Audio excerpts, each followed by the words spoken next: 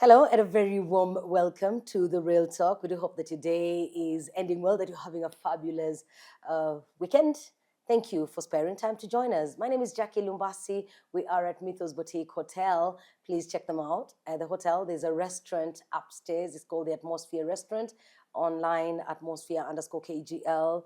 They have the weekly lunch they serve. When you find time, please come around. Today we're having an interesting conversation. I cannot wait for it. Recently talked to a gentleman who came from a dark place to a place today where he pats himself on the back and says, I have made it this far. I have intentions of going farther. We have an almost similar story of a man that has fought his way and continues to fight his way out of a drug addiction. These are relatable stories, and I want you to get inspiration from it. Let's meet our guest. Thank you for joining us. Use the hashtag The Real Talk online. Both the guest and I will be there to respond to you. Our guest today is Caleb Ishimwe. Caleb, it is a pleasure to see you. It's a pleasure to see you too, Jackie. Thank you for having me on the Real Thank you for Talk. honoring our invitation. You're welcome. Yes, let's go back to where you started, where your life started. Yeah. If you can give us an early context of how your childhood was, the kind of home that you were raised in, to give us an idea of what background you came from to be where you are today. Okay. Thank you. As you said, my name is Caleb, and I'm born and raised in Rwanda, Kigali specifically, Kabeza. Yeah, so my early childhood was basically what I can call normal average for a person who goes to a nice primary school. I was going to Kigali Parents Primary School. That's very nice. I did my whole primary from there. I did my nursery from a small school in Kabeza. By that time, it was called Kabeza Nursery School. So basically, it was a normal childhood life. Basically, school, church, and home. Yeah. What are your parents doing? My dad was a journalist, and Fantastic. my mom was a social worker, working with African Evangelistic Enterprise. Oh, Yes. Lovely. Yes, I know it. AEE. Yes, AEE. Your dad, a journalist, did you practice here in Rwanda? Yeah, he was practicing in Rwanda on RBA. On RBA? Yeah. Oh, wow. Yeah, you should introduce me to him. Sure, you should. What kind of child were you? Well, Going to school, were you the cheeky type? Ah. Were you very serious? Did anyone have to follow you around to respect the rules and keep time, such things? I don't think anyone had to follow me around to respect the rules, because I was in a very strict environment, so you had to follow rules to avoid, the beating and everything. At home as well. At home It was as well. strict at home and school, strict at school. Yes, so it was really strict, totally strict. So, Caleb, how did your addiction start? I know there's a place we've left there. We've come from nursery, primary. Good, you've shared with us that nursery memory. Yeah. So, in between, you finish school, you go to college, and then the drug addiction sets in. So, if you can share with us that life in between, did you go to a boarding school? Where did you pick this habit from? Yeah. So I went to boarding school in my second year of high school, and boarding school was not all that I thought it was. I really wanted to go to boarding school because all my siblings were in boarding school. So I felt like, boarding school is the life. So when I got there, everything was kind of different. The attention, the care, everything was not there. So I had to, take care of yourself and fit in. And grow really fast. Yeah, grow really fast. Yeah. Fit in the environment and everything. And some people really do good with that. Some people really just get to boarding and they hit the road as they run. Yeah. But it took me some time to get used to the environment, to the people. But being the extrovert that I was, I got to be friends with everyone, good and bad.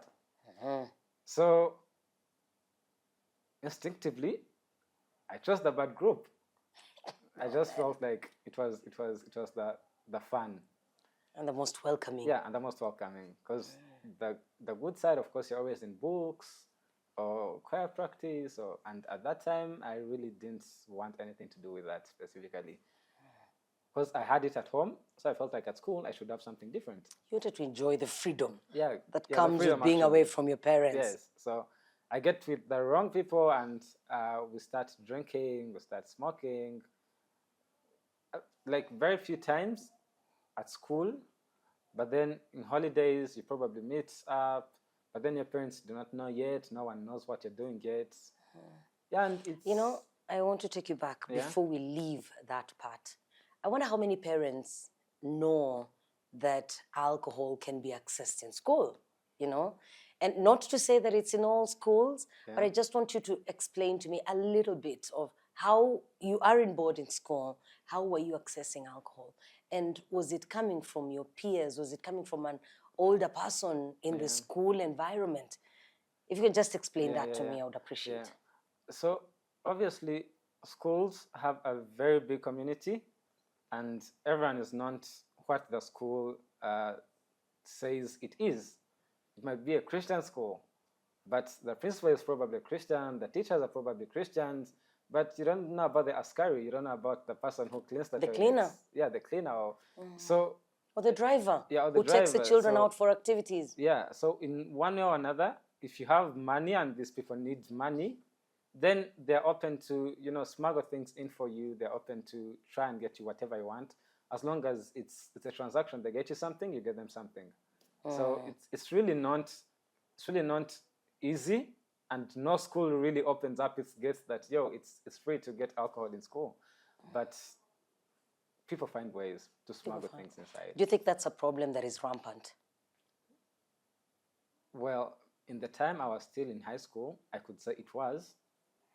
I don't know about today, but that time in high school, I think it was a rampant problem in most of the high schools. So you've started on that and Yeah. you're enjoying the company. Then you go back home for holidays. Yeah. What was the difference between being at home and at school? Because now at home, as you said, your parents did not know you had started drinking. Yeah. And at that time, probably I wasn't the person who would wake up wanting to drink or smoke. I was the person who would wake up wanting to watch a movie, just hang around with my siblings, go out swimming, like normal life. Until I meet my friends again, and then I'm like, oh, by the way, I know how There's to another drink. life. Yeah, there's another life. So at home, it wasn't really a problem by then. It was okay. It was cool. Like nobody knew about what I was doing, and I felt like it's okay. I can keep it like that.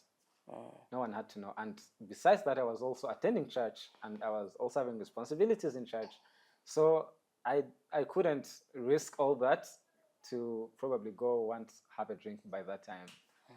So I kept it on a low like that. At around what age are we talking about? Well, when I was still in boarding, I was around 15, 15, 14, 15, yes. So I leave boarding after my O level, and I refused to go back to boarding. Why? My parents didn't know why, but I felt like I need some freedom. But I told them I just don't want to go back to boarding. I want to go to a day school. And it wasn't even really easy to convince my parents to go to a day school. But somehow they're like, okay, you can go to a day school. So I chose a school for myself, knowing the people that are there, knowing how the school is really not that strict like the school I was coming from. So I felt like, okay, I'm going to have a little bit of space.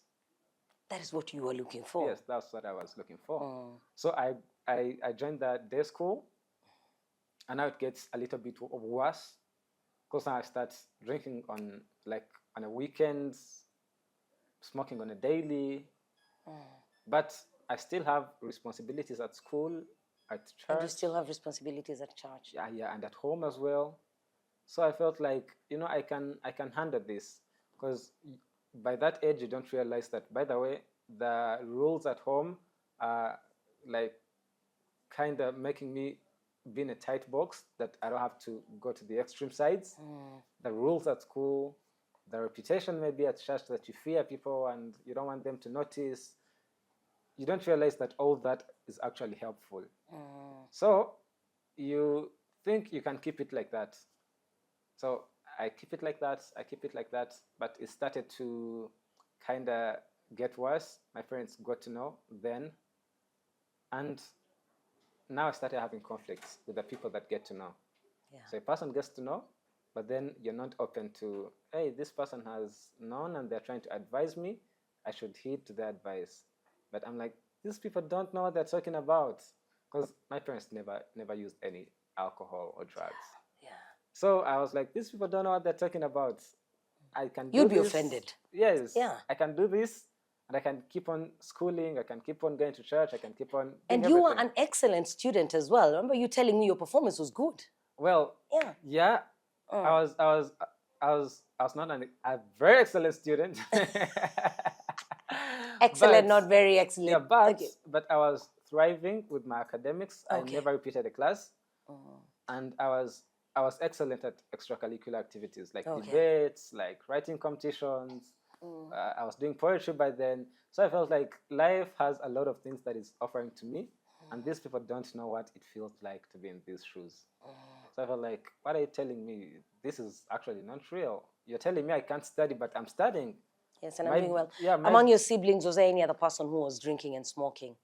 one had Okay. one had started, but then he quit a little bit after.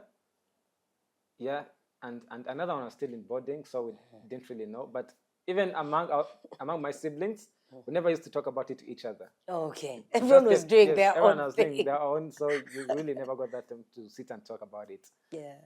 So that's how I started getting in conflicts with parents, and probably they get angry, maybe they beat you up, maybe they tell you harsh words, and for you at that time you feel like these people, they're mistreating me. These people don't actually want me to enjoy my life, have the freedom that I want to. So you don't really understand the motive behind their punishments. So you feel like I need to be free. I need to do Because at that everything time, I imagine you're thinking and acting selfishly. exactly. You're not thinking of any other person. Yeah, exactly. The people you are Which thinking is so about wrong. Yeah. are your friends that you want to go and meet. Yes. You feel like they're the most important people in your life. Exactly. So you would rather hurt your parents, you'd rather hurt your family, instead of probably like missing a plot. Yeah. Instead of like letting down your friends, you'd rather hurt everyone else around, but still be with that crowd of yours. Where were you getting the money to sustain Well, this life? I was in a day school, so I probably had to be having upkeep. So I would say from my upkeep, I'll steal from my parents. Yes, I'll steal from my parents. So you'd go open your mother's purse, pick a Like, 2K. those things that you never want to talk about. But They're watching the show. I know. You better say sorry. I'm really sorry. I'm really sorry. Yeah. But yeah, I'd steal from my parents. Yes. I would sell phones. You'd sell phones. I remember my dad would confiscate a phone from me. Somehow one of my friends had like a broken phone or something. I would like, give it to me. They give it to me, I go fix it, I sell it, and then I buy another one, probably a cheaper one, and have some money. I really sold phones a lot, even to my siblings. Sometimes I remember one time when I actually came home with a new phone. Then my cousin was like, "Hey, you have a new phone." It was a Techno Pop something. By that time, it was really a nice one. So she tells me, "Hey, can I give you my phone and probably add some money?" I was like, "Please do." On that exact day that I'd got the phone, I just gave her my phone.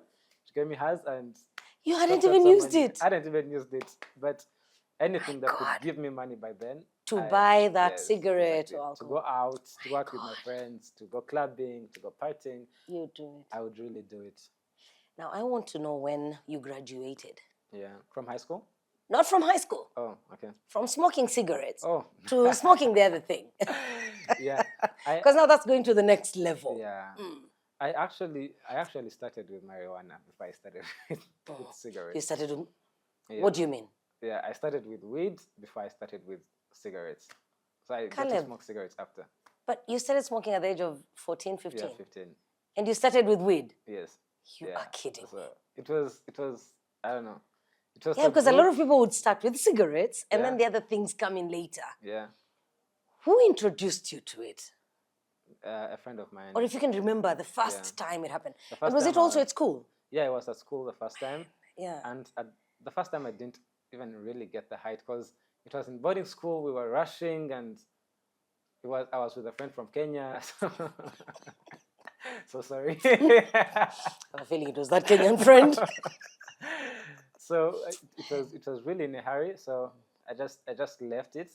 But then when I went to a day school, I met a lot of friends who were influenced by reggae music and the Rastafarian culture, and they're like, actually, smoking cigarettes is nonsense. You shouldn't smoke cigarettes. We should only smoke weed. So that's how I started smoking weed only before I even started smoking cigarettes. Yeah, so I started smoking cigarettes when I started going to nightclubs, when I started drinking heavily. But before, I was really not a cigarette person. Yeah. Yeah. Would you then continue to smoke both, or Yeah. did you leave one of them at some No, point? I graduated to smoke both. Very good graduation. We're talking to our friend Caleb. He shares his story, and I'm happy that he can laugh about it today. As we like to say, our lives tell a story, and there's some good and bad things that we have gone through. I am a believer that nothing happens to you for no reason. Everything that God lets happen to you has in it a lesson for you or a lesson for the next person that you interact with. And I do hope that from Caleb's journey, drug addiction, you will get to pick something and you will use that to help yourself or help your family or the next person who is dealing with a drug problem. The story does not end here. Please do stay with us. This is The Real Talk.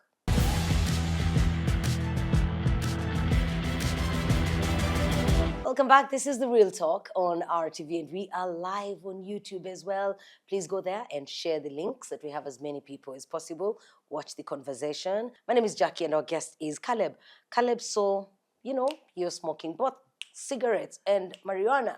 And then along the way, you feel like, first, maybe just before we get to that place where you're living it, how were you feeling? How was your life during that time when you are smoking, drinking, and smoking, smoking two things and drinking? Yeah. How was your life then? In what state would you find yourself most of the time? Well, so when I was in my high school, when I was graduating my high school, by that time I felt like life is normal, everything is good, because I hadn't really met the consequences of what I was doing. So it only came for me to realize that actually my life is taking a different shape when I graduated from high school.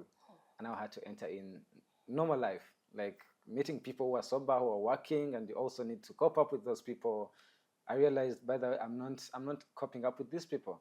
For example, I remember one thing. I used to do poetry and performing in spoken word Rwanda. One time I had to perform, but I failed to perform because I was drunk. I couldn't find my poem. I had written it on my phone, and I was in front of a crowd. So such things now started hitting to me that, by the way, you see, you're messing up now. You can't do the things you used to do perfectly. You can't speak in public perfectly. You can't hang out with the right people for even an hour. You're feeling already tired. You feel like you want to be away from everyone else. So that's when I started realizing that my life is taking another shape. Until now, I went to university, and I didn't do it here in Rwanda. I went to Uganda for university, and no one was now even the kind of the protection that from the parents, from the school, from the government. All of that is All gone. of that is now gone. You're in a free space where no one is looking after you. You have to do whatever you want to do. Make sure that you keep up with your classes and probably bring good grades home. I want to know how you coped with that. Did you study at all? Yeah, I tried. I did one semester. Jesus Christ. Out of 6 semesters. You did one semester? Yeah, I did one semester. That was the semester that I actually came home with grades. After that, when I went back, I couldn't finish my year. I was in my first year and I couldn't finish it. Because now it kept on getting worse. Meeting people who have been in this addiction for over 6 years, 10 years, and you're living in the same community, and you're looking at some people and you're like, you start comparing yourself to other people. You're like, I'm not as bad as that person. So I think I'm still doing okay. But you don't realize that you're also heading there. Yeah. Yeah. So because they started like you. Exactly. Now, all the things that I was capable of doing in my life, I was not doing them. I was being picked for leadership positions at campus, like I was the speaker of Public Administration and Governance Society, but I didn't attend even a single meeting as a leader. I didn't follow up with the duties that I had. Now that's when I started realizing, oh, by the way, I think my life is taking another turn. But of course, because you're in that crowd, you start telling yourself, maybe I'm not meant for that. I'm meant to be, like behind the cameras and everything. Like my life, maybe it's not meant for the leadership, for everything.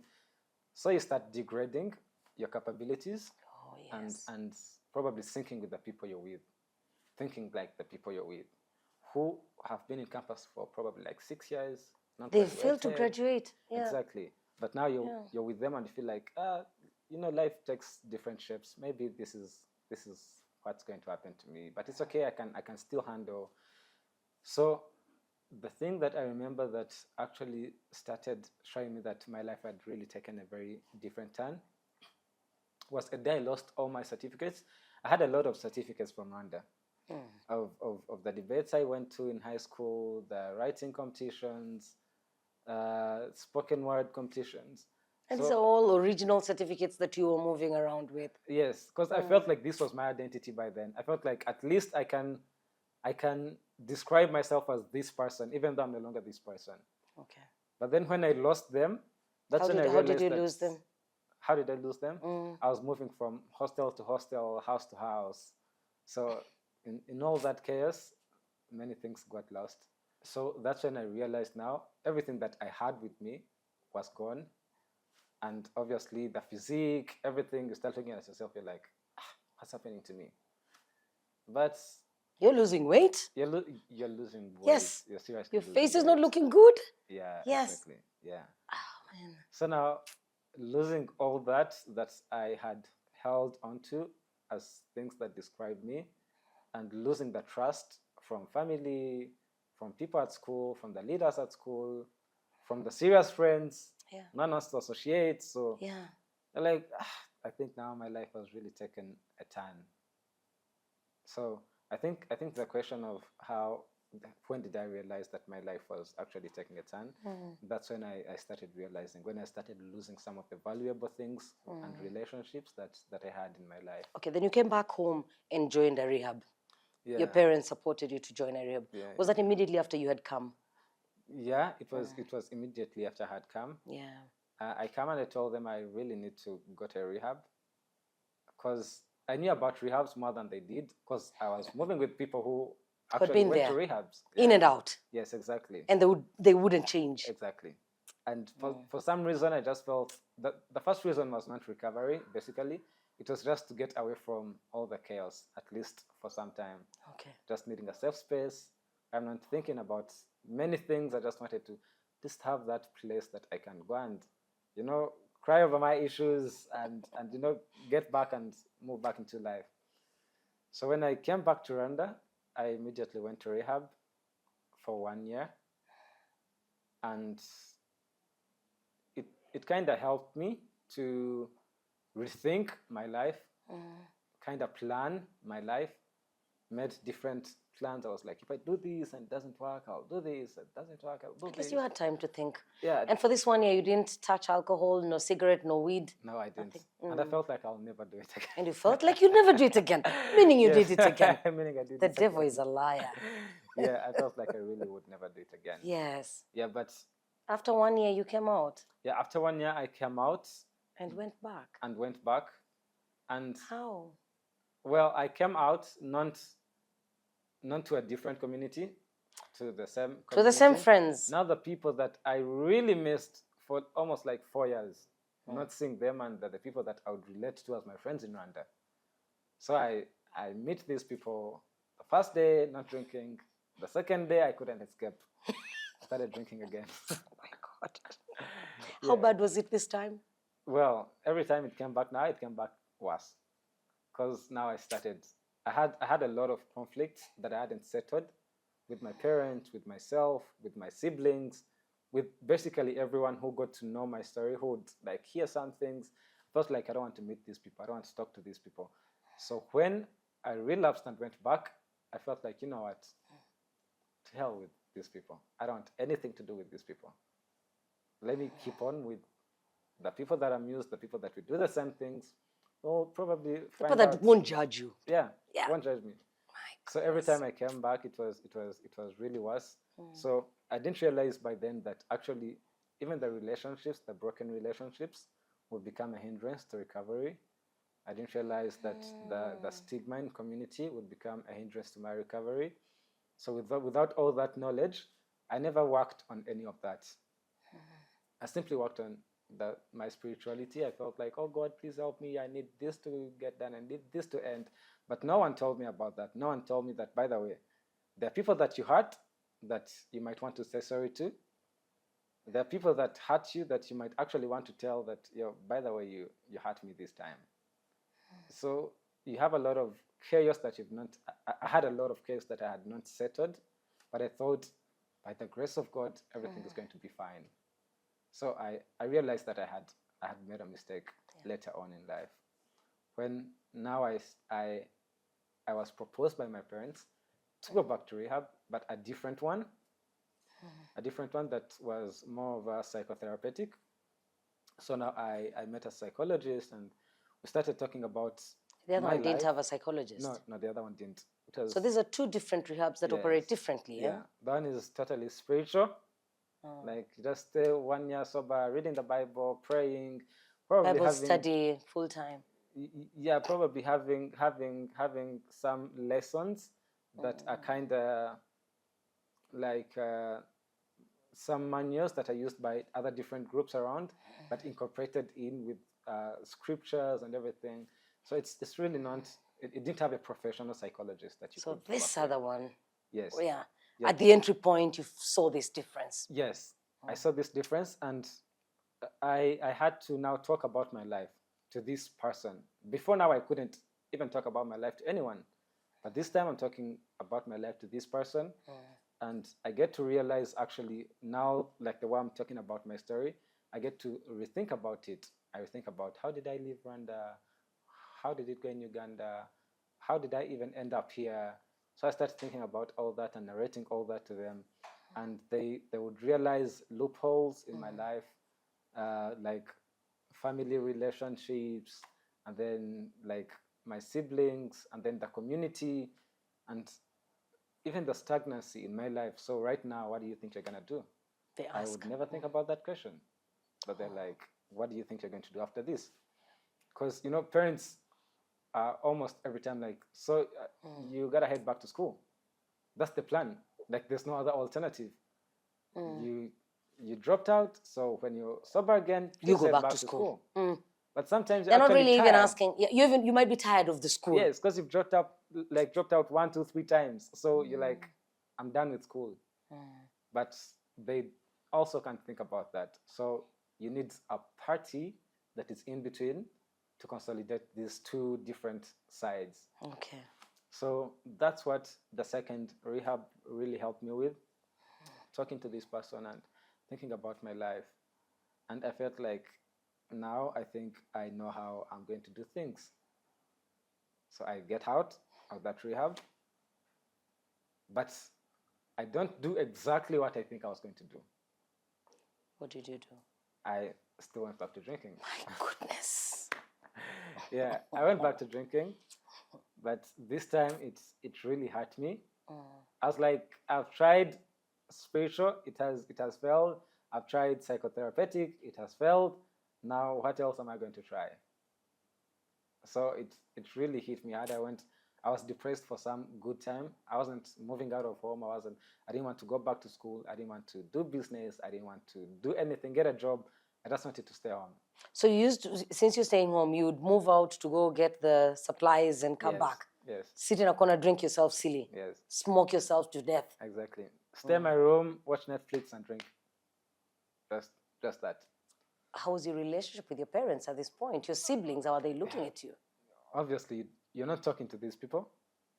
And even when they try to talk to you, you're on a defensive mode of, please, please, please, please, I've had it all. There's nothing new you're going to tell me. So I've done rehab again. I've had your talks. I've had people have prayed for me. Everything, it has failed. So what are you going to tell me new? So in that defensive mode, and the chances are, please God, if I'm not home with supplies, let someone call me for a plot. I'll just go and drink and then come home wasted and sleep again. So I feel like that's my life completely now. Yeah. Did you ever think of killing yourself? Yeah, I did. I did think of killing myself. I tried it once. It was very hurting. tried to cut myself, cut my veins. You did? Yeah, I did on my arms. It was really hurting. So I resorted to self-harm. Now I'll be like, instead of feeling this agony inside of me, I would rather look for another option of transferring my thoughts and my attention to, and not thinking about my life and how messed up it is. So I resorted to self-harming on my arms. I would cut myself with blades. You did that severally? Yeah, I did that. I did that once. I did that like in two to three nights. I think it was 2 to 3 nights. Several parts of your body, like yeah, like my arms. You have scars today. Yeah, I have scars on my arms. So that was all with trying to like self-harm and maybe suicide. But then now that was the point that actually was bringing me to the turning point of my life. Because after that, I went to a conference somehow. Church was always around what I could do anytime. Because growing up from church, having parents who go to church every Sunday. You always went there. Yeah. Yeah, it was something that if I wanted, I knew I would always go to church. Yes. Yeah. So this one time you go there. Yeah, this one time I go there and they invite me for a youth conference. And no one knew how bad my situation was. Probably, they didn't even know you had been locking yourself up in the room. No, they didn't. They probably had heard that, hey, Caleb was smoking sometime, or Caleb was drinking sometime, but they didn't really know how bad it was. No one wants to talk about it. Yeah. And true. Yes. People don't want to talk about it. People don't want to talk about it. People don't want to ask for help. So yeah. I didn't talk about it.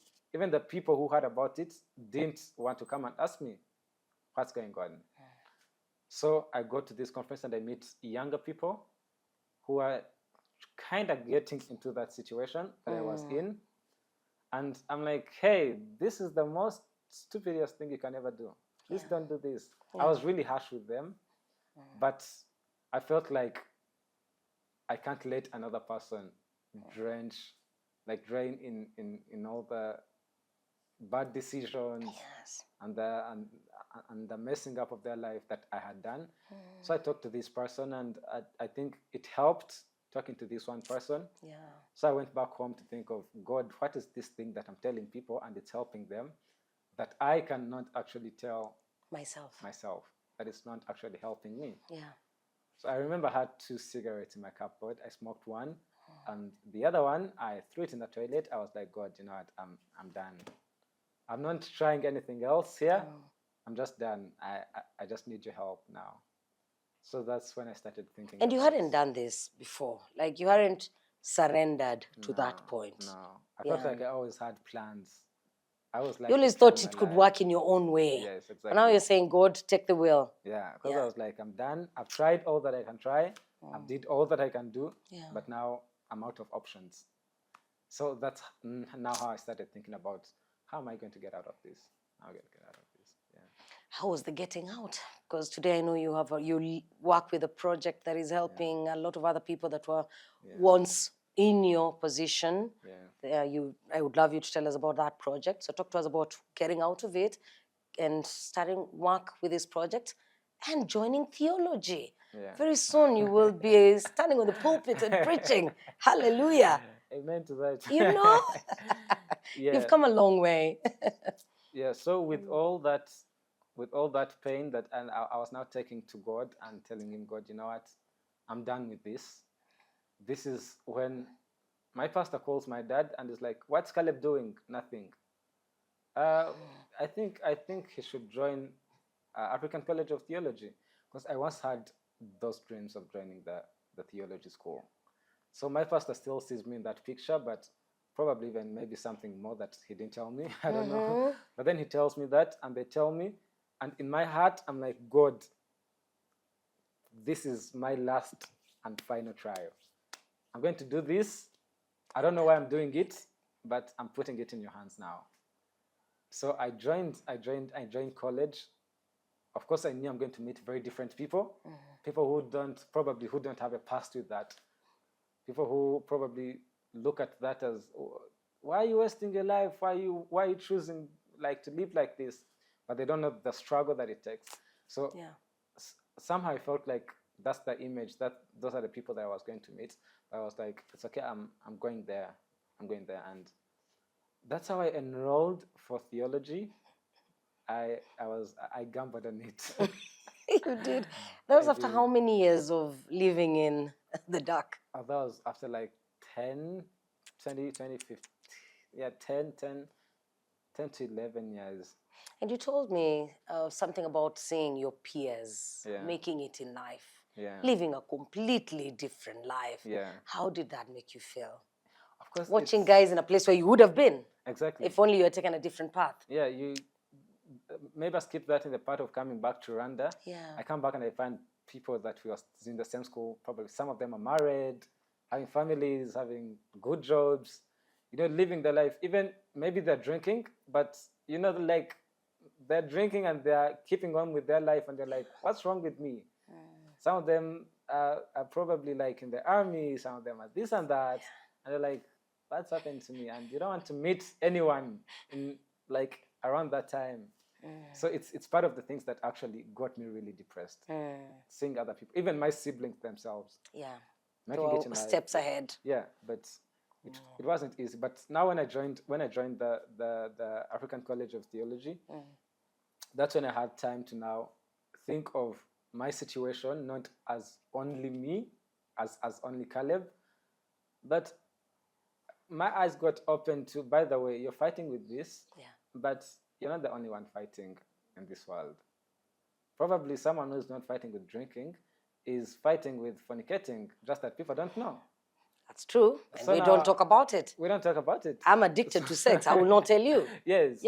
Yeah. So, everyone is struggling with one thing or the other. Exactly. Yeah. So now that's how I started looking at the sin that was in my life, not only as my poison, like the people say, but as something that is general. Everyone is fighting, but now what's the solution to this?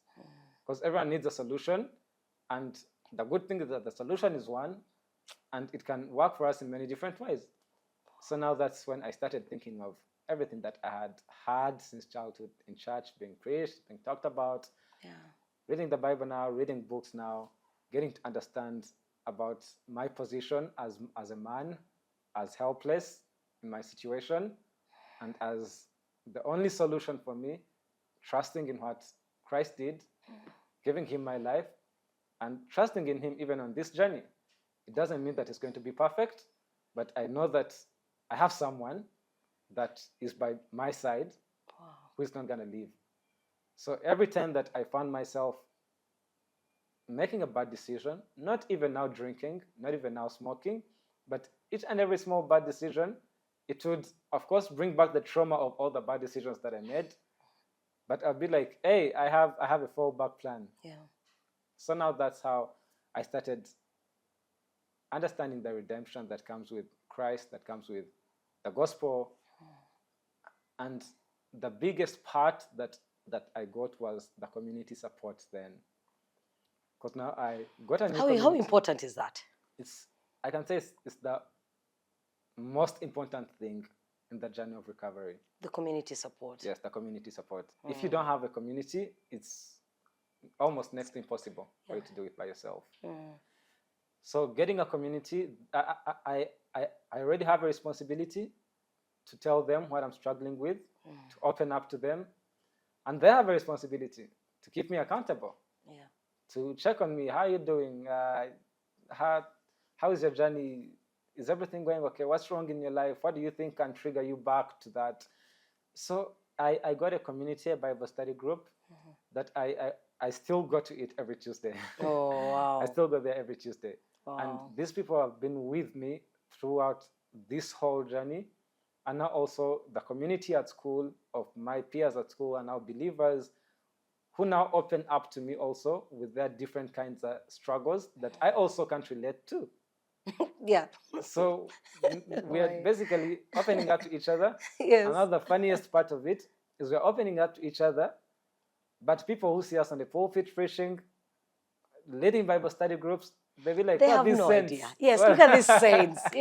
Yeah, but now we start We look like saints exactly. indeed. But Yes, now we for start, sure. yeah, we start opening up to each other, Yeah. and you feel like, oh, by the way, we are not as saints as people see us outside here. Yes, this is my problem. This is my Yes. struggle. So we have to Yeah. work on it as well. We have to work on ourselves. We have to daily keep each other in check. What's going on? What are struggles? Can I visit you maybe if you're having a hard time? Yeah. So getting that community at school and also the community in the Bible study groups was really helpful.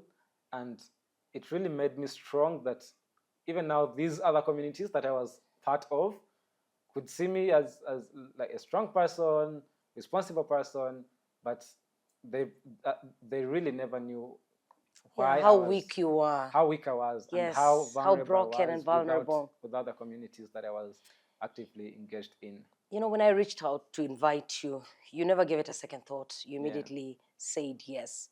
And I just want to know why now? Why Yeah. is it important for you to talk about your experience today? Yeah. And before we get to 6Qs, I also would love to know what motivates you today. What is that thing that drives you? And what message do you have for those that are struggling and haven't seen the light? Sure.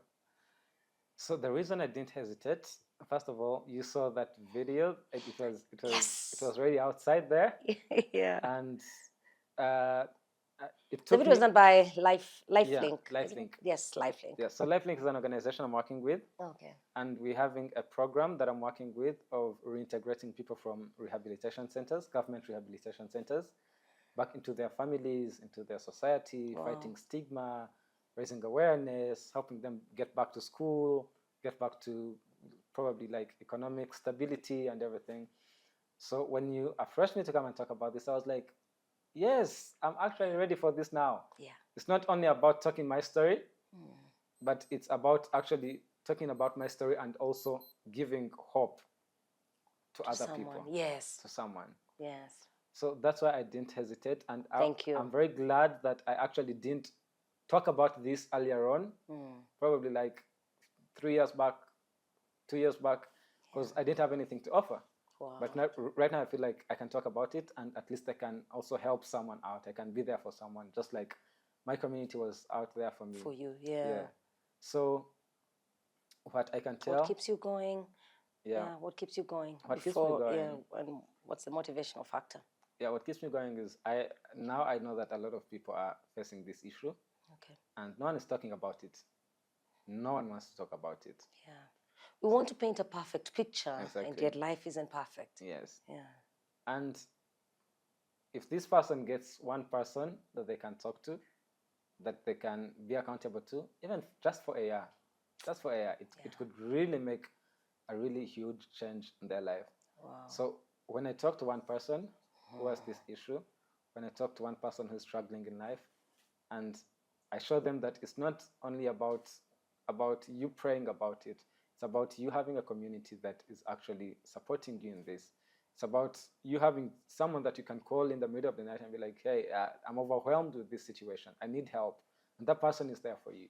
When I talk to one person like that, when I extend my help to one person like that, I feel like, you know what, I can go on like for 5 more years. Wow. Yeah, so, yeah, that's like your life's purpose. Yeah, and that message to someone that is struggling? Yeah, a message I can give to someone that is struggling is the community makes it feel like you're the only one struggling, but you're not the only one struggling. There are people that are struggling. They just can't talk about it.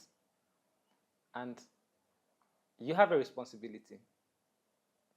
You can look for this one person, open up to this one person, and the community also has a responsibility to know that these issues are not individual issues, but they're communal issues. So this person, I can tell them, you're not the only one struggling. Talking about it is not something to fear. That's a good message. It's something that you should actually look up to, talk about your struggles, and to let people actually help you get into your life. I know we sometimes get too skeptical about people after all the struggles, all the people that you've met, but it's worth a try. It's worth a try sometimes to talk about it and to seek help.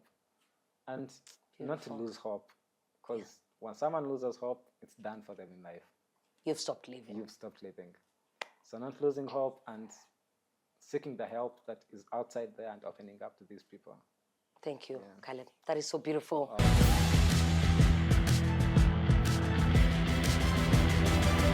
Welcome back. Caleb's 6 Qs will be a quick run through. Okay. My first question is, what's your favorite hobby? Well, talking to people. I love that. I love it. What is the best thing about staying away from drugs? How many years has it been since you last smoked? It's been Like 10 years? no, not 10 years. It's been around 3 years.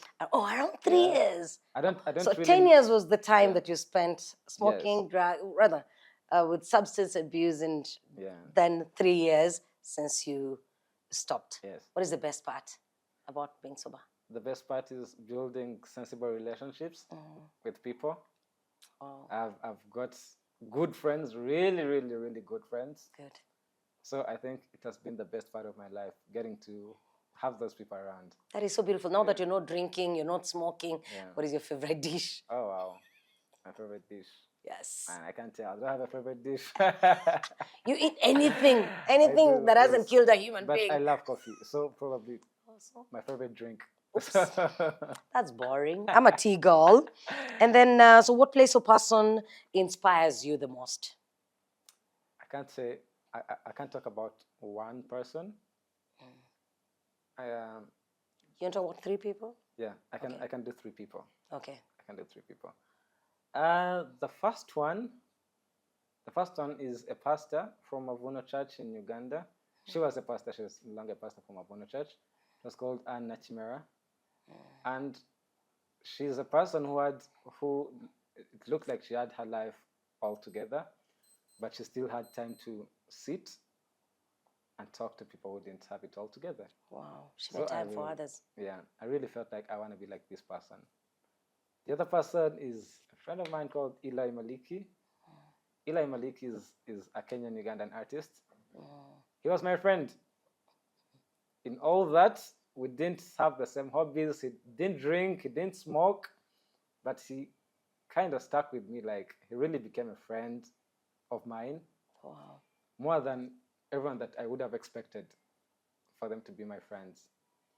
So I really look up to him because he tells me of when you get to the top up there and everyone is looking up to you, everyone wants to talk to you, everyone wants you to talk to them. Don't remember that, there is someone there that you should actually relate to. So, yeah, Eli Maliki, Pastor Anna Chimera. Another one is Paul Washer. Paul Washer is a pastor, an American pastor, and he cries over perishing souls. Yeah, beautiful. So, and lastly, what would you say to your younger self? I would tell my younger self to be patient with life. Life is not as quick as we think of it. It's not as straight as we think. Wow. So be patient and be resilient. When you fall down, stand up again. Pick yourself up. Yes, and keep on moving. Caleb, thank you. Thank you very much. It's been wonderful having a sit down with you. Thank you so much for honoring us, and we look forward to having you back. Sure. I'll be glad to come back again. Thank you. Thank you very much. Thank you. That was Caleb Ishimwe. What a powerful story. I love his story. I love it when someone has gone through a tough time, a dark place, and we get to see it on another side of life where things are optimistic and working out. Thank you for having kept us company, and we do hope that this show, this conversation, has inspired you.